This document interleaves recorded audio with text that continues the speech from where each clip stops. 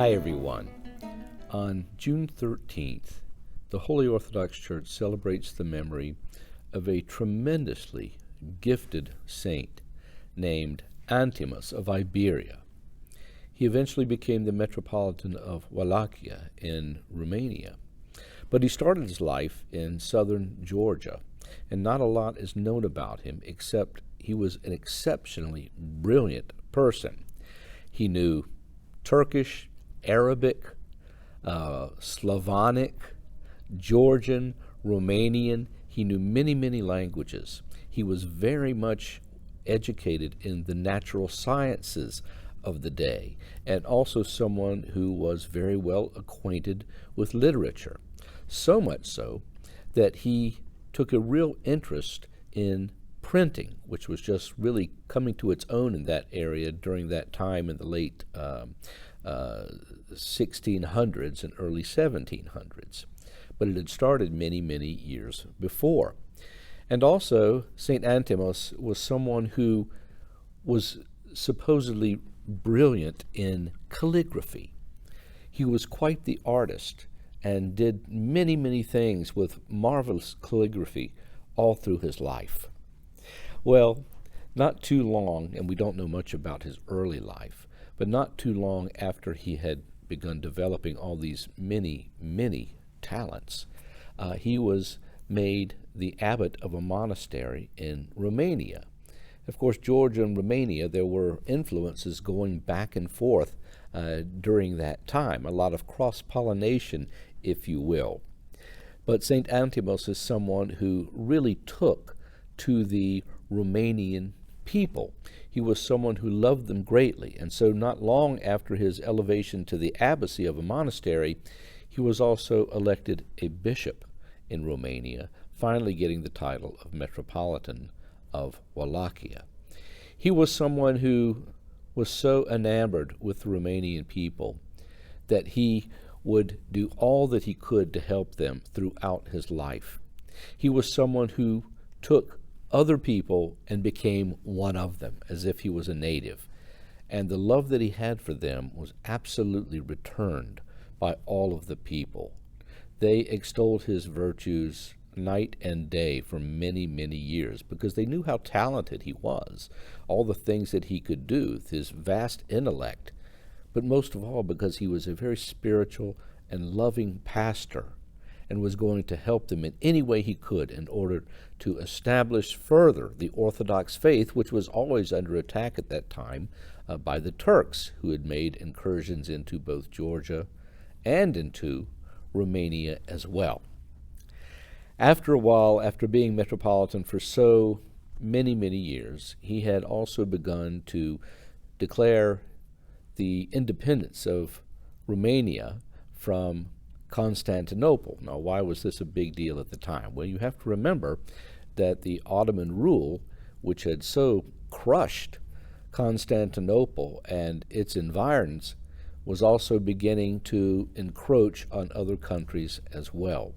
He did not want this. He was very much opposed to it. And so after the Turks ended up killing several princes in Romania, they took one of these people from the Fanar, who was a Greek, but who was also very much a politico and who was very much interested in furthering the efforts of the Ottomans in order to stabilize his own position. Well, this man turned against Metropolitan Antimos. And in fact, he not only turned against him, he tried to declare him absolutely unfit to be a monk and to remove him from any sort of authority in his bishopric at all. Unfortunately, this tactic worked. So although St. Antimos had written Patriarch Jeremias of Constantinople, all of the bishops there voted against him because they were so controlled by the authorities at that time. And in fact, after they had reduced him to really less even than a simple monk, they were going to send him to the monastery of St. Catherine on Mount Sinai. Now, normally you might think, well, that's not such a bad thing if you're stripped of all these things to be sent to a holy place like that. But the fact is, he never made it. Because on the banks of a river one night, some Turks found him and stabbed him to death, and then cast what remained of his body into the Tunka River. Thus ended the career and the leadership and the spiritual light of one of the most remarkable Metropolitans that have ever been in Romania, and one of the most remarkable of the early Georgian saints. Although the Georgians regarded him as a saint and martyr for many, many years, finally, in 1992, the Romanian Church also glorified St. Antimos, the Metropolitan of Wallachia, and put his own feast day in the month in which he was killed, in September.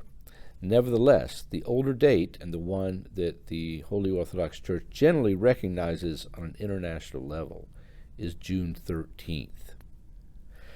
This is a story which I find particularly inspiring, because there have been so many saints in the Orthodox Church that were absolutely brilliant, really the most brilliant people of their age. Could anyone compete with St. Basil the Great, or St. Gregory of Nazianzus, or St. Gregory of Nyssa, or St. Gregory Palamas? And there's a host of others that were really the most brilliant lights of the time.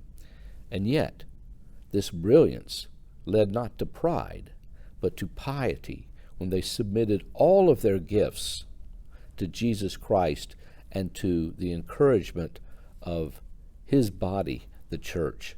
This is certainly what St. Antimos did.